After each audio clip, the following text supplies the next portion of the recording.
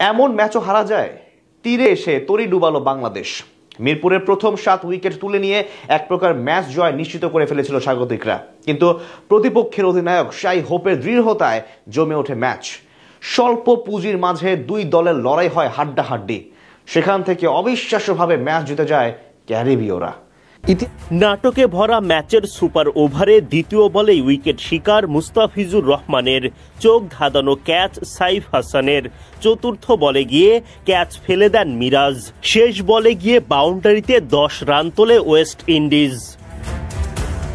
11 রানের লক্ষ্যে সুপার ওভারে ব্যাটিংয়ে নামেন সৌম্য সরকার ও সাইফ হাসান। ওয়াইড নো বলে বাড়তি সুবিধা পায় বাংলাদেশ, কিন্তু 3 বলে 3 রান করে আউট হয়ে বিপদ বাড়ান সৌম্য। এরপর শান্ত সাইফরা দলকে জেতাতে ব্যর্থ হন নাটকীয় এই ম্যাচে। এদিকে সুপার ওভারের আগেও বাংলাদেশ ওয়েস্ট ইন্ডিজের 50 ওভারের লড়াইও বেশ জমে ওঠে।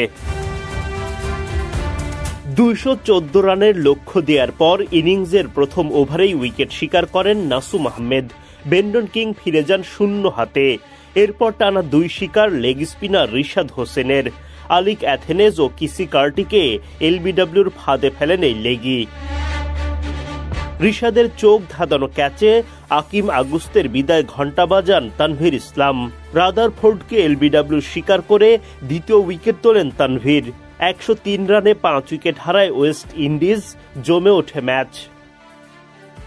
এরপর রিশাদ গুদাকেশ মোটিকে বোল্ড করে হতাশা বাড়ান ড্যারেন সামিদের। নাসুম আহমেদ তুলে নেন রস্টন চেজের উইকেট। এরপর সেই হোপের লড়াকু 50 আর সাইফ হাসানের শেষ ওভারের নাটকে ম্যাচ গড়ায় সুপার ওভারে। শেষ পর্যন্ত 1 ওভারের ওই কঠিন লড়াইয়ে জয় তুলে নেয় ওয়েস্ট ইন্ডিজ। মঙ্গলবার ওয়েস্ট ইন্ডিজের বিপক্ষে সিরিজের দ্বিতীয় ওয়ানডেতে মাঠে নামে বাংলাদেশ।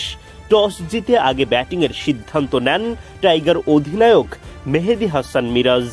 মাত্র 22 রানেই প্রথম উইকেট হারায় বাংলাদেশ। সাইফ হাসান উইকেট হারান আকিল হোসেনের বলে। 16 বলে 1 ছক্কায় 6 রান করে বিদায় নেন সাইফ।